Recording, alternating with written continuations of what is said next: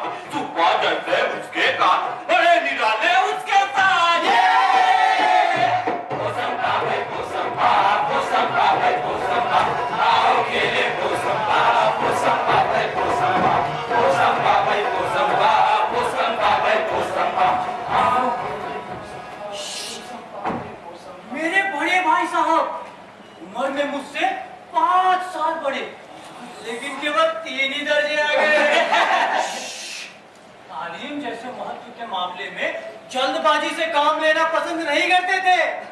इस भावना की बुनियाद खूब मजबूत डालना चाहते थे, जिसपे एक आलीशान महल बनता। 1 साल का काम 2 साल में करते, कभी कभी तो 3 साल में लग जाते थे। भला मकान पायदार ना हो तो भला बुनियाद उगता कैसे? मैं छोटा था और वो बड़े थे। उन्हें मेरी तंबीह और निगरानी का जन्मसिद्ध अधिकार था और मेरी शालीनता इसमें थी कि उनके हुक्म को अपना कानून समझूं। वैसे भाई साहब स्वभाव से बड़े अध्ययनशील थे, हमेशा किताब पढ़े बैठे रहे। कभी कॉपी तो कभी किताब के हाशियों कुत्ते, बिल्ली और चिड़ियों की तस्वीरें बनाई। कभी कभी एक ही वाक्य को 10-20 बार लिख डालते। कभी कभी एक ही शेर को सुंदर सुंदर अक्षरों में नकल करते थे। कभी कभी ऐसी शब्द रचना करते जिसका ना कोई अर्थ होता और ना ही कोई सामंजस्य। मसलन एक बार मैंने उनकी कॉपी पर इबारतें लिखी, स्पेशल अमीना।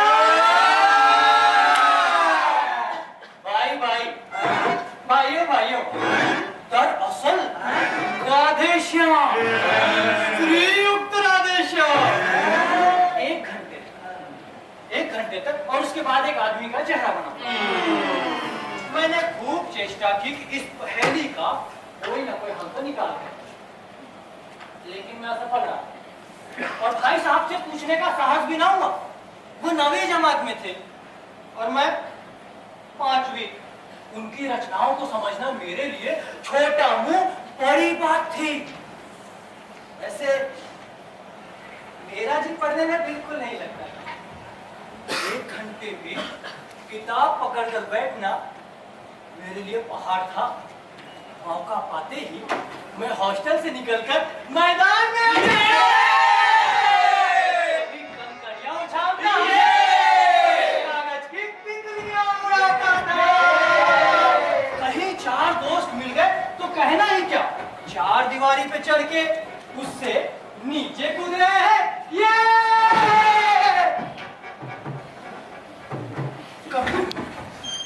फाटक पे चढ़ के उसको आगे पीछे करके मोटर कार का आनंद ले रहे हैं।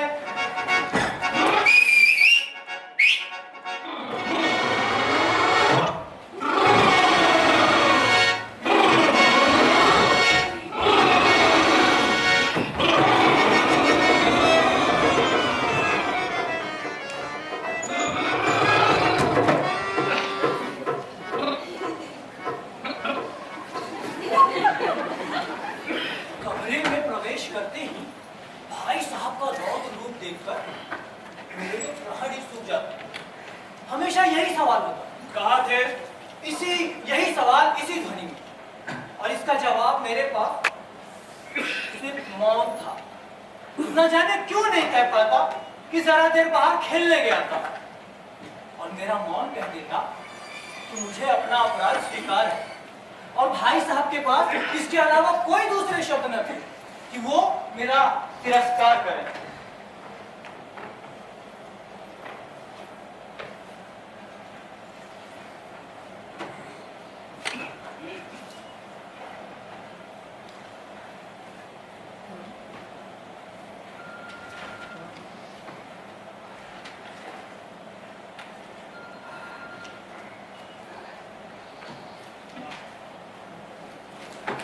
KENW कनो, LED लेड, GE knowledge, DOTR doctor, MASET master. इस तरह अंग्रेजी पढ़ोगे, जिंदगी भर पढ़ते रहोगे, एक हर्फ नहीं आएगा। यहाँ रात दिन आंखें फोड़नी पड़ती हैं, खून जलाना पड़ता है, तब कहीं जाकर ये विद्या आती है। और आती क्या है? हाँ, कहने के लिए जरूर आ जाती है। बड़े बड़े विद्वान भी शुद्ध अंग्रेजी लिखना नहीं जानते, बोलना तो दूर रहा। और मैं कहता हूँ, तुम कितने घोंघा हो, मुझे देखकर भी सबक नहीं लेते। मैं कितनी मेहनत करता हूँ, ये तुम अपनी आंखों से देखते हो, और अगर नहीं देखते तो तुम्हारी आंखों का कसूर है, बुद्धि का कसूर। इतने मेरे तमाशे होते हैं, मैं कभी नहीं जाता। रोज दिन हॉकी और क्रिकेट के मैच होते हैं, मैं पास नहीं पटकता, दिन भर अपनी किताबों में लगा रहता हूँ। उसके बाद भी एक एक दर्जे में 2-2, 3-3 साल तक पढ़ा रहता हूँ। फिर तुम कैसे आशा करते हो कि खेल कूद में समय गवाकर दर्जे में पास हो जाओगे? मुझे तो केवल 2 या 3 साल ही लगते हैं। तुम उम्र भर इसी दर्जे में पड़े सड़ते रहोगे।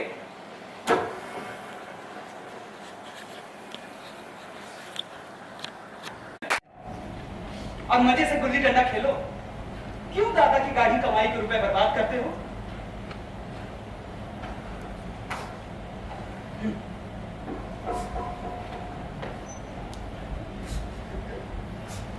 इतनी लताड़ सुन के मैं आंसू बहाने लगता। जवाब भी क्या था मेरे पास? अपराध तो मैंने किया, लताड़ कौन सा है? और भाई साहब उपदेश देने की कला में निपुण थे। ऐसी ऐसी लगती बात कहते, ऐसे ऐसे सुखती बात चलाते कि मेरे जिगर के टुकड़े टुकड़े हो जाते और मैं हिम्मत हार जाता था। लेकिन इतनी मेहनत करने की शक्ति अपने भीतर कभी नहीं पाता था। निराशा में जरा देर के लिए मैं सोचने लगता कि क्यों ना घर चला जाऊं।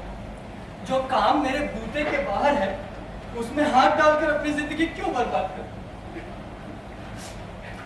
लेकिन घंटे तो घंटे में निराशा के बादल छट जाते हैं और मैं निश्चय करूं कि अब से मैं खूब जी लगाकर मेहनत करूंगा, खूब पढ़ाई करूंगा और मैं झटपट एक टाइम टेबल बना डालता।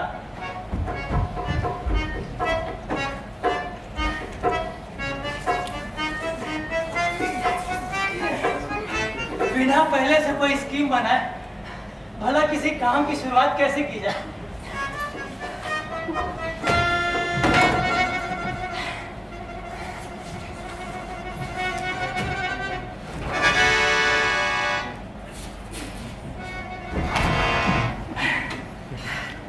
प्रातः काल उठना और आंख मुंह धोकर नाश्ता करने बैठ जाना। 6 से 8 अंग्रेजी, 8 से 9 हिसाब और 9 से 9:30 इतिहास।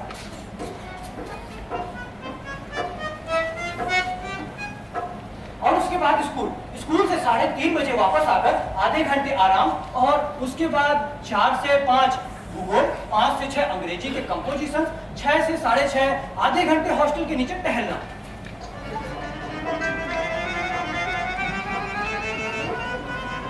उसके पश्चात भोजन और फिर 8 से 9 अंग्रेजी के कंपोजिशन, 9 से 10 हिंदी और अन्य विषय और उसके पश्चात विश्राम।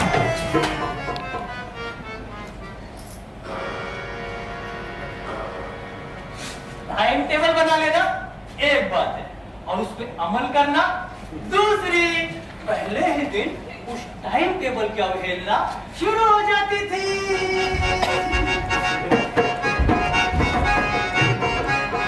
मैदान की वो सुखद हरियाली, हवा की वो हल्के हल्के झोंके, फुटबॉल की वो उछल कूद, कबड्डी की वो दाव पेच, कबड्डी कबड्डी कबड्डी कबड्डी कबड्डी कबड्डी, वॉलीबॉल की वो तेजी और स्फूर्ति मुझे अपनी ओर खींचे ले जाती। जहां जाकर मैं सब कुछ भूल जाता। वो आंख फोड़ किताबें, वो जानलेवा टाइम टेबल किसी की याद न रहती। और भाई साहब को मेरी नसीहत और फजीहत का एक और अवसर दे जाता। मैं भाई साहब की नजरों से दूर रहने की चेष्टा करता। हॉस्टल में इस तरह दबे पांव पर रखा कि उन्हें खबर ना हो। उनकी नजरें मुझ पे पड़ी कि मेरे प्राण निकले।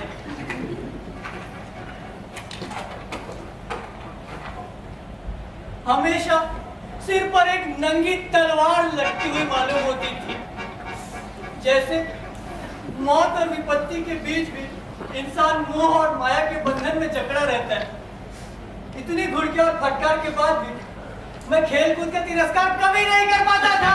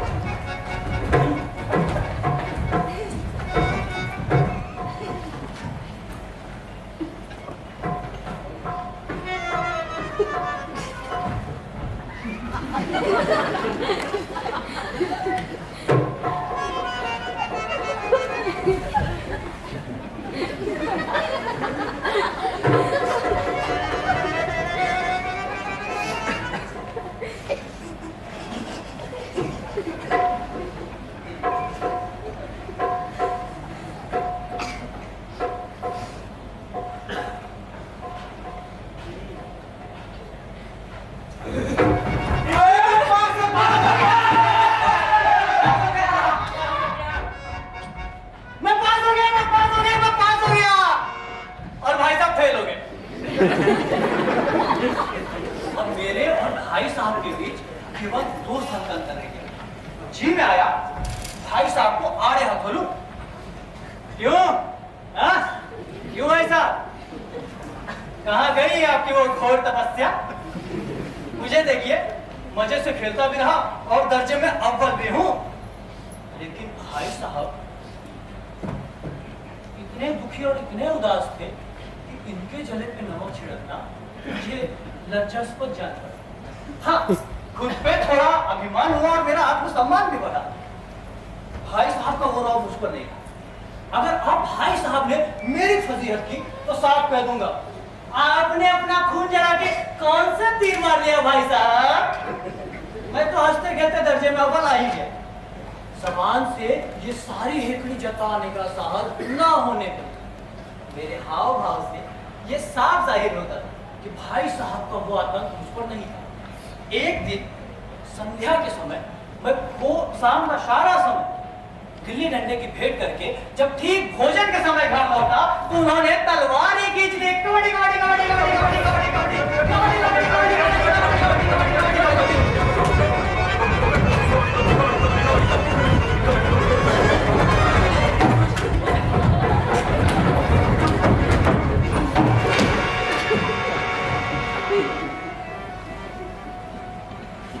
देखता हूँ इस साल दर्जे में पास हो, अव्वल आ गए हो तो तुम्हें घमंड हो गया है। लेकिन घमंड तो बड़ों बड़ों का नहीं रहा भाई साहब, तुम्हारी क्या हस्ती। इतिहास में रावण का हाल तो पढ़ा ही होगा, क्यों पढ़ा है कि नहीं? उसके चरित्र से तुमने कौन सी प्रेरणा ली, या यूं ही पढ़ गए? महज इम्तिहान पास कर लेना कोई चीज नहीं, असल चीज है बुद्धि का विकास। जो कुछ पढ़ो उसका अभिप्राय समझो। रावण भूमंडल का स्वामी था, ऐसे राजाओं को चक्रवर्ती कहते हैं। पहले अंग्रेजों का विस्तार बहुत ज्यादा था, लेकिन उन्हें चक्रवर्ती नहीं कह सकते। अनेकों ऐसे राष्ट्र थे जो अंग्रेजों का आधिपत्य स्वीकार नहीं करते। रावण भूमंडल का स्वामी था, बड़े बड़े महीप उसे कर देते थे, आग और पानी की देवता उसके दास थे। लेकिन उसका अंत क्या हुआ? कोई चिल्ली भर पानी देने वाला नहीं बचा था। शैतान का हाल भी पढ़ा होगा। उसे ये अभिमान हुआ था कि ईश्वर का उससे बढ़कर कोई सच्चा भक्त है ही नहीं। क्या हुआ आखिर? स्वर्ग से नरक में ढकेल दिया गया। शाहे रूम ने भी एक बार अहंकार किया था, भीख मांग मांग कर मर गया। अभी तो तुमने केवल 1 दर्जा पास किया है और अभी से सिर फिर गया। तब तो पढ़ चुके हो तुम आगे। ये समझ लो अपनी मेहनत से पास नहीं हुए हो। अंधे के हाथ बटेर लग गई है भाई साहब। और बटेर भी केवल एक बार हाथ लगती है, बार बार नहीं।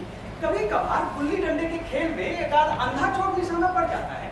इससे कोई सफल खिलाड़ी तो नहीं होता। सफल खिलाड़ी तो वो है जिसका एक भी बार खाली न जाए। मेरे फेर होने पर मत जाओ। मेरे दर्जे में आओगे ना तो दांतों पसीना आ जाएगा। जबर जबरा और ज्योमेट्री के लोहे के चने चबाने पड़ेंगे। इंग्लिस्तान का इतिहास याद करना पड़ेगा। अंग्रेजी बादशाहों के नाम याद रखना आसान काम नहीं है। आजाद को हेनरी हुए भाई साहब। कौन सा कांड किस हेनरी के समय में हुआ, ये याद करना आसान नहीं है। हेनरी 7वें की जगह हेनरी 8वां लिखा, सारे नंबर काट, सफा चट, सिफर भी ना मिलेगा, सिफर भी वो किस ख्याल में तुम? दर्जनों तो विलियम हुए हैं, दर्जनों पोडियो चार्ल्स, दिमाग चक्कर खाने लगता है, आदि रोग हो जाता है। अच्छा इन अभागों को नाम भी नहीं पूछते।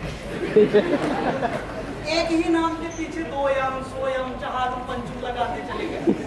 फिर मुझसे पूछते 10 लाख नाम नहीं बता।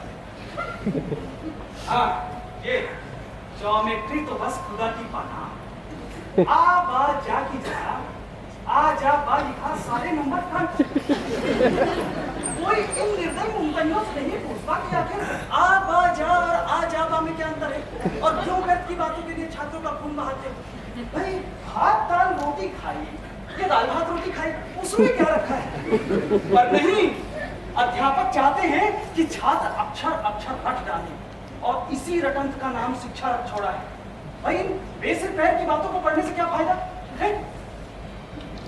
कह दिया कि रेखा पर लंब गिरा दिया, तो बताइए आधार लंब का दोगुना है और पूछिए प्रयोजन। अरे दुगुना नहीं तिगुना रह जाए या चौगुना रहे मेरी बला से। समय की पाबंदी पर एक निबंध लिखिए जो कम से कम 4 पन्ने से कम ना। अब आप कॉपी सामने खोलिए, कलम हाथ में लीजिए और रोना रोइए समय की पाबंदी के नाम का। कौन नहीं जानता है कि समय की पाबंदी बड़ी अच्छी बात है, इससे जीवन में संयम आता है, कारोबार में उन्नति होती है, दूसरे का स्नेह हम पर पड़ता है। पर इस जरा सी बात पर 4 पन्ने कैसे लिखे? और पन्ने भी पूरे थे उसके बाकायदा। ये छात्रों पर अत्याचार नहीं तो क्या है कि व्यर्थ में किसी बात को ठोस दिया जाए। हम चाहते हैं कि इंसान को जो कुछ भी कहना हो वो चटपट कहे और अपनी राह ले, पर नहीं, आपको परीक्षा में पास होना है तो ये सारी खुराफात याद करनी पड़ेगी। अच्छा है कि संक्षेप में, वरना 100-200 पन्ने लिखवा डालते। तेज भी चलिए और धीरे धीरे भी। उल्टी बात है कि नहीं है? एक बालक भी इतनी सी बात समझता है, उसमें भी दावा है कि हम अध्यापक हैं। तो मेरे दर्जे में आओगे ना तो ये सारे पापड़ बेलने पड़ेंगे, तब आटे दाल का भाव मालूम होगा। अभी तो दर्जे में अव्वल आ गए क्यों? पाँव जमीन पर नहीं पड़ते होंगे, है ना? है ना? है ना? मैं हो गया हूँ, तुमसे बड़ा हूँ, मेरी बात को धीरे बांधिए, नहीं तो पीछे पछताइएगा।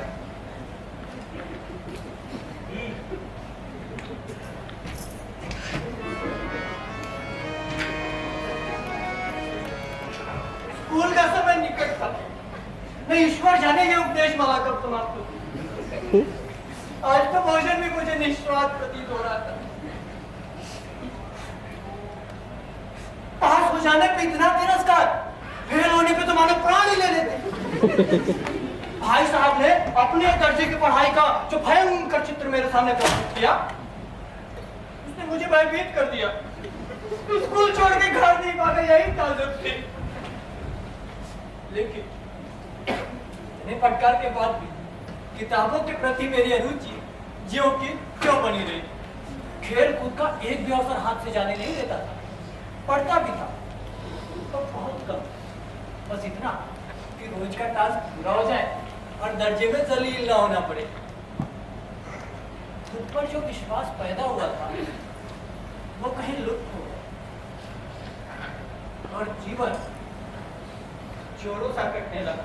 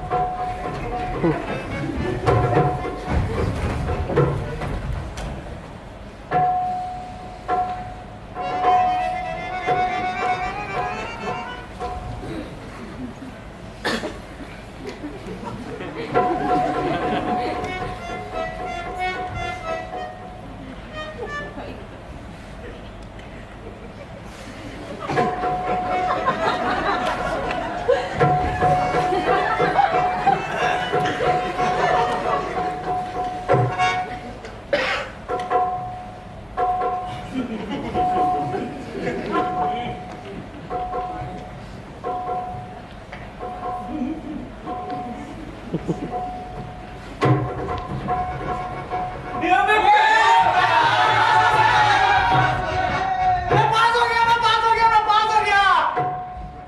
भाई साहब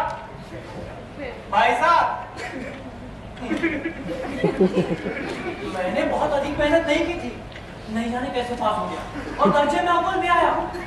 भाई साहब ने तो प्राणांतक परिश्रम किया था। सुबह 4 बजे से लेकर रात के 1:30 बजे तक उत्तराखंड ही हो गए। नतीजा आया तो बेचारे रोने लगे। उन्हें देखकर मुझे भी रोना आया। अगर मैं भी फेल हो गया होता तो भाई साहब को इतना दुख नहीं होता। मगर विधि की बात कौन टाल सकता है। अब मेरे और भाई साहब के बीच केवल 1 दर्जे का अंतर। मेरे मन में एक कुटिल भावना उदय